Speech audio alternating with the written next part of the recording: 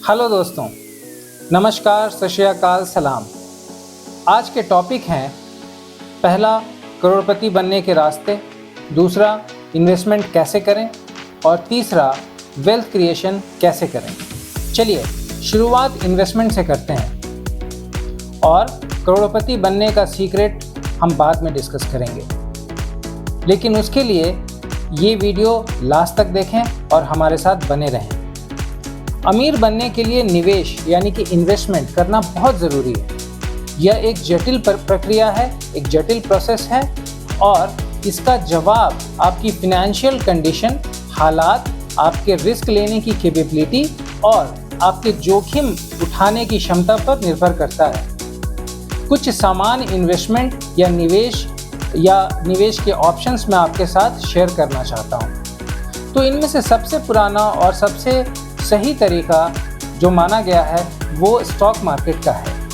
अब stock market को कुछ लोग इक्विटी मार्केट भी बोलते हैं और इसमें सबसे ज़्यादा प्रमुख बात यह है कि इसमें रिवार्ड और रिस्क दोनों ही हाई होते हैं। रिवार्ड यानी कि लाभ हाई होता है, आपको गेन्स हायर होते हैं और इसमें जोखिम यानी कि रिस्क भी उतना ही होता है बिकॉज ऑफ मार्केट फ्लक्चुएशंस। तो अब हम बात करते हैं कि इनमें आखिर अगर हमें इन्वेस्ट करना है तो हम कैसे कर सकते हैं। शेयर मार्केट में इन्वेस्ट करने का सबसे आसान तरीका म्यूचुअल फंड के थ्रू होता है, दूसरा ETFs के थ्रू होता है और तीसरा डायरेक्ट इन्वेस्टमेंट के थ्रू भी होता है। अब डायरेक्ट शेयर मार्केट में इन्वेस्ट करने का क्या अर्थ होता है? इसमें सबसे पहला पॉइंट मैं जो आपसे डिस्कस करना चाहता हूँ वो है कैश इक्विटी। कैश इक्विटी का मतलब होता है डायरेक्टली कैश यूज़ करके शेयर को परचेज करना, शेयर को खरीदना। दूसरा तरीका जो मैं आपसे डिस्कस करना चाहता हूँ वो है फ्यूचर्स। फ्यूचर्स का क्या मतलब होता है? यहाँ स्टैंडर्ड कॉन्ट्रैक्ट्स होते हैं और बायर और सेलर आपस में कॉन्ट्रैक्ट फाइनल करते हैं और एक प्राइस पे अग्री करने के बाद ये टोटल प्रोसेस टेक प्लेस होता है, जिसके बाद हम ये देखते हैं कि एक पर्टिकुलर लॉट साइज और एक पर्टिकुलर स्ट्राइक प्राइस के ऊपर ये नेगोशिएशन होता है। वंस ये एग्जीक्यूट होता है कॉन्ट्रैक्ट, उसके बाद हम एक्सपायरी तक का वेट करते हैं या बीच के समय में भी, एक्सपायरी के पहले भी हम अपना सौदा स्क्वायर ऑफ करके निकल सकते हैं अगर हम प्रॉफिट में हैं तो, या अगर हमें लगता है कि हमने गलत डिसीजन ले लिया और ये ट्रेड उस डायरेक्शन में नहीं जा रहा जिस डायरेक्शन में होना चाहिए। हालांकि ये स्पेकुलेशन की बात है, कुछ लोग इसका यूज़ स्पेकुलेशन में करते हैं और कुछ लोग इसका यूज़ इन्वेस्टमेंट में करते हैं। उस पर भी मैं कुछ देर में बात करूँगा। तीसरा जो प्रमुख तरीका होता है वो ऑप्शंस के थ्रू होता है। ये भी एक कॉन्ट्रैक्ट होता है, एक प्रकार का कॉन्ट्रैक्ट है, बट ऑप्शंस आपको एक रेंज प्रोवाइड करता है।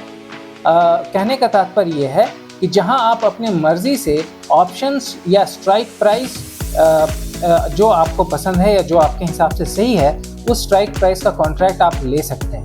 ऑप्शन ज़्यादा कॉम्प्लेक्स होता है, बट अगर आपको ये चीज़ समझ में आ गई और आपको इसकी जानकारी है कि ऑप्शंस को कैसे ट्रेड करना है तो आप इसको यूज़ करके भी वेल्थ क्रिएशन कर सकते हैं और बहुत सारे पैसे बना सकते हैं। मैं खुद एक ऑप्शन ट्रेडर हूँ और मेरा 50% जो मैं ऑप्शंस के थ्रू बाइंग करता हूँ, बट मेरा नज़रिया 5 से 10 साल का होता है एज ए डिस्क्लेमर। चलिए अब हम दूसरे टॉपिक की तरफ मूव करते हैं। और क्या रास्ते हैं इन्वेस्टमेंट के? एक दूसरा सबसे बड़ा रास्ता जो कि इन्वेस्टमेंट का है और जो लोगों को काफ़ी पसंद आता है वो म्यूचुअल फंड है। अब म्यूचुअल फंड के थ्रू इन्वेस्टमेंट कैसे होती है? जो इन्वेस्टमेंट हम म्यूचुअल फंड के थ्रू करते हैं इसमें इन्वेस्टर के पैसे को कलेक्ट किया जाता है। इसमें एक फंड मैनेजर होता है जो बहुत सारे लोगों से इन्वेस्टमेंट के पैसे कलेक्ट करता है और उसके बाद वो फिनेंशियल इंस्ट्रूमेंट्स में जैसे कि share, debentures, bonds, debt market, इन सब इंस्ट्रूमेंट्स में इन्वेस्ट करता है। म्यूचुअल फंड का एक प्रोफेशनल, जैसे मैंने बताया, फंड मैनेजर के द्वारा ही ये संचालित होता है और इसमें इसके कुछ प्रमुख टर्म्स मैं आपके साथ डिस्कस करना चाहता हूँ। फॉर एग्ज़ाम्पल उसके पहले मैं आपको मोटा मोटा ये बता दूँ कि जैसे हमने शेयर मार्केट के केस में देखा, म्यूचुअल फंड के केस में भी रिवार्ड या लाभ क्या होता है कि आपको इसमें प्रोफेशनल असिस्टेंस मिल जाता है। इसमें आप डायरेक्ट टू मार्केट नहीं जाते, इसमें आप प्रोफेशनल की बात सुनते हैं और प्रोफेशनल के सलाह पर ही अपने डिसीजंस लेते हैं। एक्सपर्ट एडवाइस मिलती है आपको। और तीसरी चीज़ जो इसमें फ़ायदेमंद है कि डाइवर्सिटी होती है, क्योंकि आपका इन्वेस्टमेंट किसी एक जगह पे कॉन्सेंट्रेटेड नहीं होता। आप सिर्फ शेयर मार्केट में नहीं होते, आप इसके अलावा आप बाकी जगह भी इन्वेस्टमेंट कर सकते हैं, चाहे वो बॉन्ड्स हो, चाहे वो इक्विटी हो, या डिबेंचर्स हो, या कोई और मे बी गोल्ड, राइट। निवेशक या इन्वेस्टर म्यूचुअल फंड में पैसा डालते हैं। फंड हाउस या एसेट मैनेजमेंट कंपनी, जिसको एएमसी भी कहते हैं, इस पैसे को इकट्ठा करती है, और इसके बाद फंड मैनेजर जो एक प्रोफेशनल सलाहकार होता है, वो आपको किस पर्टिकुलर म्यूचुअल फंड में आपको इन्वेस्ट करना है इसकी सलाह भी देता है, जैसे कि स्मॉल कैप, मिड कैप या लार्ज कैप, राइट।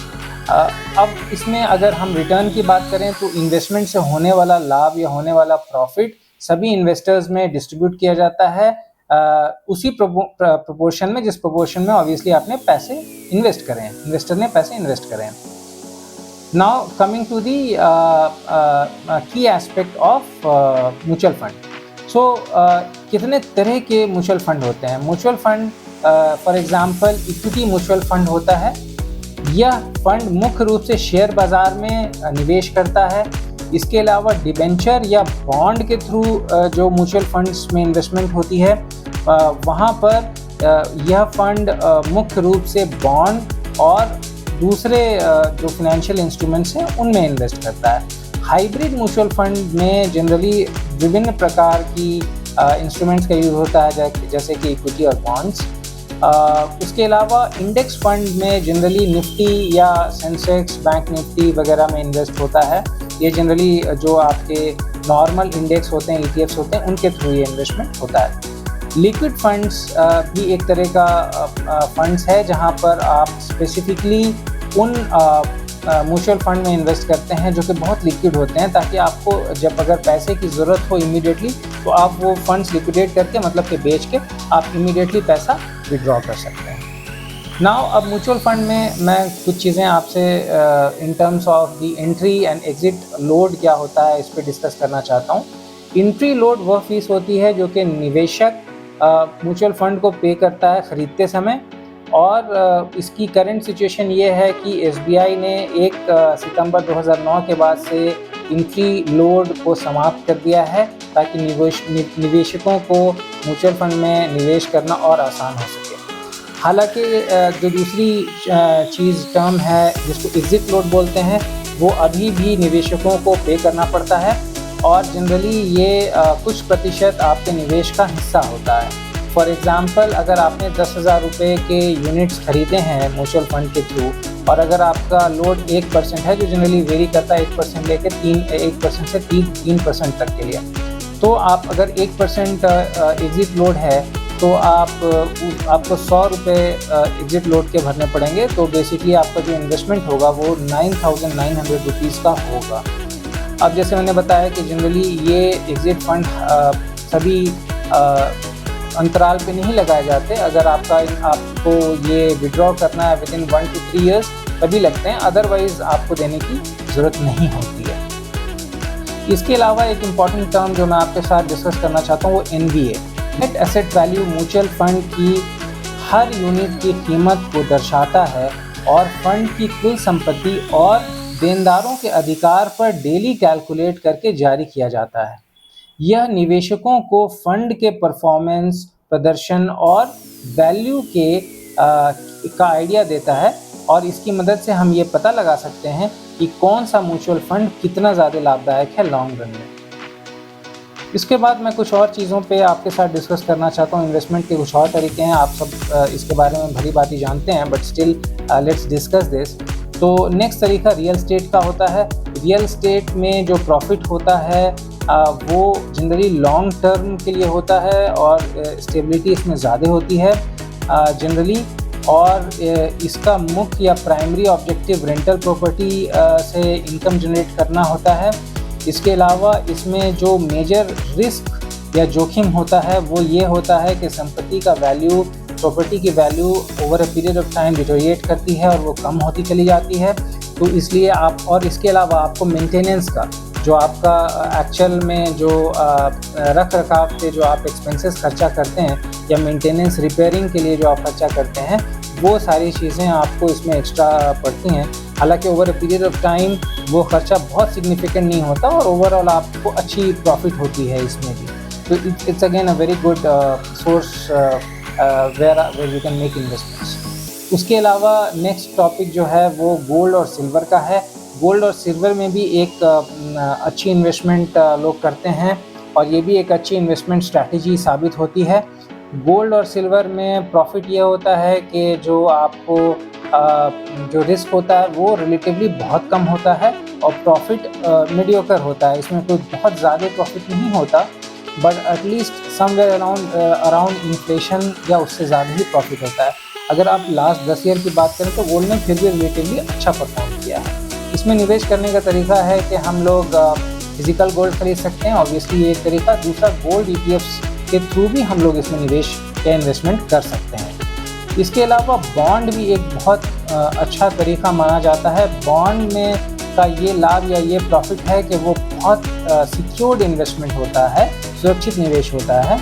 इसके अलावा इसमें रेगुलर इंटरेस्ट मिलता है, इसमें फ्लक्चुएटिंग इंटरेस्ट नहीं होते। अगर आपने 8% का या 7% का 6% का बॉन्ड लिया है तो उस पर्टिकुलर और अगर वो बॉन्ड किसी रिपोर्टेड कंपनी का है तो जनरली आप मान के चलिए कि 99.99% times you will get what you have been promised. तो आपने जितना कंपनी ने आपको प्रॉमिस किया उतना आपको रिटर्न मोटा मोटी दे देती है और इसमें रिस्क या जोखिम बहुत कम होता है। इसलिए बॉन्ड उतना रिवार्डिंग नहीं होता इन टर्म्स ऑफ इंटरेस्ट, लेकिन एक सिक्योर चीज़ मानी जाती है। नेक्स्ट P2P लेंडिंग होता है, जिसको पीयर टू पीयर लेंडिंग बोलते हैं। P2P में जनरली प्रॉफिट रिलेटिवली काफ़ी हाई होता है और इसमें रिस्क भी होता है। अब मैं ये आपको बताऊंगा कि रिस्क क्यों होता है।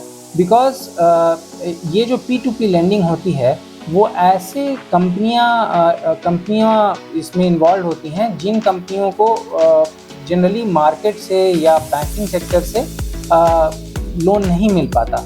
उसके दो कारण हो सकते हैं। एक तो या तो वो कंपनी बहुत नई है जिसपे और उसके पास काफ़ी एसेट्स की कमी है जिसके वजह से बैंक उन्हें अनसिक्योर्ड लोन नहीं देना चाहता या बैंक उसमें बहुत हाई रिस्क मानता है। या फिर दूसरा रीज़न ये हो सकता है कि बैंक ने ऑलरेडी जो उसका लिमिट है उतना बैंक से वो कंपनी ऑलरेडी पैसा उठा चुकी है और फर्दर पैसा बैंक नहीं रिलीज़ कर सकता because that is beyond secured, right. तो उस केस में कंपनियां क्या करती हैं, डायरेक्ट टू कस्टमर जाती हैं। बहुत से प्लेटफॉर्म होते हैं, इंडिया में भी काफ़ी सारे प्लेटफॉर्म हैं जो कि बहुत हाई रिटर्न देते हैं P2P के लिए, राइट। तो उस केस में आपको 8% से लेकर के 11, 12, 13% तक का भी आप इंटरेस्ट रेट पे आपको P2P लेंडिंग मिल सकती है एज ए कस्टमर। तो लेकिन इसमें एक रिस्क रहता है क्योंकि ये अनसिक्योर्ड है और कंपनी के फेस वैल्यू पे आप ये डील होती है। अगर बाई चांस खुदा ना खास्ता अगर कंपनी बैंक करप्ट होती है तो उस केस में सारा का सारा लॉस कस्टमर को बियर करना पड़ता है। दैट्स वाई रिलेटिवली ये थोड़ा अनसिक्योर होता है। इसके अलावा आजकल जो बहुत मार्केट में है क्रिप्टो करेंसी, आप जानते ही होंगे, bitcoin and other Doge coins and all. तो उसमें क्या है कि जनरली ये हाई रिटर्न होता है और रिस्क इसमें होती है बिकॉज अगेन ये जनरली फ्लक्चुएट करता है काफ़ी। और ओवर अगर आप 10-15 साल लास्ट 10 ईयर्स देखेंगे तो लास्ट 10 ईयर्स में इसने बहुत अच्छा परफॉर्म किया है। बट अगेन इसमें रिस्क तो है because this is not something, अगर आप क्रिप्टो के बारे में स्टडी करेंगे तो बहुत से निवेशक, बहुत से इन्वेस्टर इसे बहुत अच्छा मानते हैं और बहुत से इन्वेस्टर जो कन्वेंशनल इन्वेस्टर हैं वो इसके खिलाफ हैं। हालांकि crypto currency can also be a very good means जहां पर आप अच्छा पैसा कमा सकते हैं। इसके अलावा लास्ट जो इन्वेस्टमेंट का तरीका है वो एंटरप्रेन्योरशिप है, जिसको हम लोग जनरली लेमैन टर्म्स में आम भाषा में बिजनेस बोल देते हैं। इसमें भी अगर आप देखेंगे तो प्रॉफिट या जो आपका लाभ है वो अनलिमिटेड होता है। वो इस पर डिपेंड नहीं करता कि 2% 4% आपका, I mean sky is the limit for entrepreneurship. तो ये बहुत रिवार्डिंग होता है, लेकिन रिस्क भी इसमें बहुत ज़्यादा होता है बिकॉज अगर आपके प्रोडक्ट, आपके सर्विसेज नहीं चले या नहीं बिके तो आपकी कंपनी बैंकरप्ट भी हो सकती है। तो ये भी एक तरीका होता है।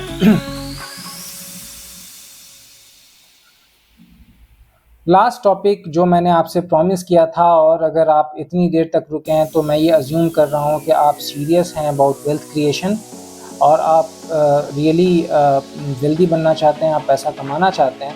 तो पर्सनली मैं अपने बारे में बताता हूँ कि मैं इक्विटी में इन्वेस्ट करता हूँ। इसके अलावा मैं ऑप्शंस के थ्रू डेरिवेटिव मार्केट में इन्वेस्टेड हूँ। आप भी इक्विटी स्टॉक्स में इन्वेस्ट कर सकते हैं उसका यूजिंग दी स्ट्रैटेजीज़ जो मैंने आपको बताई है, और मैं इसके बारे में विस्तार से बात करूंगा आने वाली सीरीज़ में। लेकिन संक्षिप्त में और वेरी शॉर्टली मैं आपको ये बताना चाहता हूँ कि अगर आप ऑप्शन सेलिंग करते हैं या ऑप्शन बाइंग करते हैं और आपका नज़रिया शॉर्ट टर्म का नहीं होता, आप लॉन्ग टर्म के हिसाब से बेट करते हैं, और लॉन्ग टर्म में आप ऐसे ही शेयर पे बेट करें जो कि आप सोचते हैं कि ऊपर जाएगा, और ऊपर जाने पे आप क्या कर सकते हैं, या तो आप पुट को बेच सकते हैं, राइट, या फिर आप कॉल को ख़रीद सकते हैं।